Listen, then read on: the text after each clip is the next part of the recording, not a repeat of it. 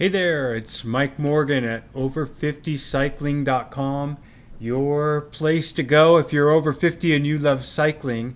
No matter if it's road cycling or track cycling or racing or doing centuries or fondos or just going out and having a good time on your bike. If you want to learn how to get faster and fitter and healthier and learn a lot about cycling training and just have some fun, this is the place to go. So today we're going to have a very special first edition of our first episode on gear. This is the first gear episode, everybody. And we all love gear because the cool thing about cycling is that you get to use pro-level gear as a cyclist, where almost no other sport is like that. You can go out and buy the exact same bike that a pro road racer in Europe or America is using, and it's well, more or less affordable, I guess, especially if you know how to buy smart, which I'll teach you guys as we go on. But it's an awesome sport for gear and very gear intensive, and so this will be the first of probably many gear episodes. So what we're going to talk about here, though, is we're going to talk about my stable. Because, hey, it's my show, and if we want to talk about gear, we're going to just, I guess, start the conversation here with my stable. Now, right now I've got 6 bikes. I'm going to show you like the 3 that I really use. I've got a couple of mountain bike, I've got several mountain bikes, a tandem, and also.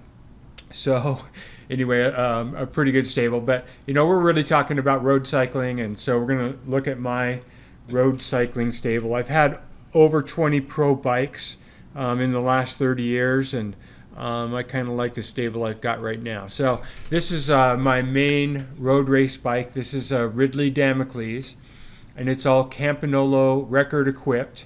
And I've been riding on Campagnolo gear for 30 years. In my opinion, it's the best gear, the most beautiful, the most aesthetic, the most Italian. And I always love it because it's easy to get repair or spare parts for, much easier than Shimano used to be. So I don't know how Shimano is now, and I'm not really bashing Shimano so much as I am praising Campagnolo. I love it. And so this is my main road bike here. Next here, I got it here in the office because I ride it in the office a lot, and it's all decked up for about a 3-hour ride that I took here early in the fall. And here it is up a little dirty up on the in the garage. And the reason I've got this picture up there is, hey, in the back there's a Le Mans, and that Le Mans has a story. That Le Mans was actually signed by Greg LeMond himself, 3-time Tour de France winner, best American cyclist ever. And I love Greg LeMond. I mean, we were, you know, kind of the same age as each other as I was going through cycling. I think Greg might be a year younger than me. I think he's like 51 now. And I hope he gets to run the UCI. But anyway, so there's that Le Mans, and a friend of mine that had a bike shop, he borrowed that Le Mans just kind of as a little talking piece, and he had it in the window there a lot. He sold the bike shop, and they hung it up on a hook on the roof. And I think the guys there like seeing Greg LeMond's autograph a lot, and they take it up and down off of the hook, and eventually they wore off the autograph. So I set that bike up as a road bike for my wife. She likes to ride too, and it's of course all Campy equipped as well. And that's the Le Mans and the story behind it. By the way, I got a really cool picture of Greg LeMond that's autographed here in my office. I'll show you sometime. This is my newest acquisition. It's a Felt DA time trial bike. And I love to do time trials on the track. That was my specialty. And I've done okay on the road doing time trials too. I won 13 time trials in a row in my group at the Twilight Series in Spokane between 2000 and 2005. And the last one I got second in, and that was before my riding career started, or as my riding career was started. And I pretty much gave up racing to get that career really rolling. But this is my Felt DA, and it's what got me really motivated to train hard over the winter and share a bunch of this stuff with you guys. I was going to put Over 50 Cycling up in 2011, and I wasn't training through the winter. I skied a lot. I got probably 25 days of skiing in, but didn't ride a lot, and haven't been happy with getting 4th place. So I'm training through the winter, and we'll be sharing a lot of that stuff with you. But anyway, this is the felt. This is kind of the genesis of me getting this blog going again, and me getting motivated about cycling again. It's a great bike. This is the cockpit of it, and my novel solution here with the my Garmin computer. I love these K-Edge Garmin holders. They rock. They put the computer out there where you can see it more safely. If you have it on your stem, it gets dangerous, especially if you're going to do a lot of the intervals I'm going to teach you, where we use cadence a lot, and you're going to want to keep an eye on your cadence on your computer. You want it somewhere safe. So I have mine out front. Whether I race with it there or not, I don't know. I kind of like having that feedback. The shift levers here are really unique. They're Campanolo back to zero 10-speed shifters. And they're really cool because you can shift them and they'll go right back into the neutral, more aerodynamic position. So one of the geeky things that I did on this bike. Another geeky thing I did was put together this bike with a FSA time trial crankset that's very carbon fiber, very aerodynamic, and it's got a big honking 54 tooth big ring on it.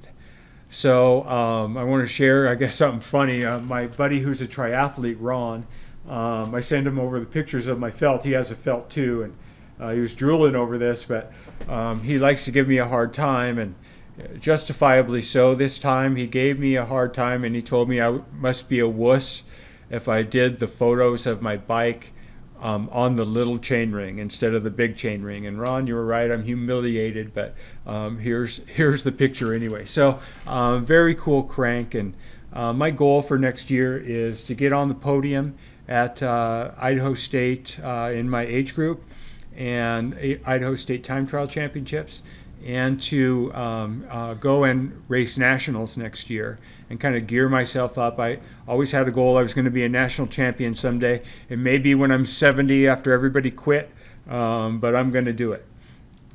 So here's my old bike. It's a Eddie Merckx Team SC. It was ridden by the Domo Farm Freets team back in, I think, 2002. And this bike won, not this exact bike, but this same bike, won Paris-Roubaix and a bunch of big races from Johan Museeuw, and who's kind of one of my heroes.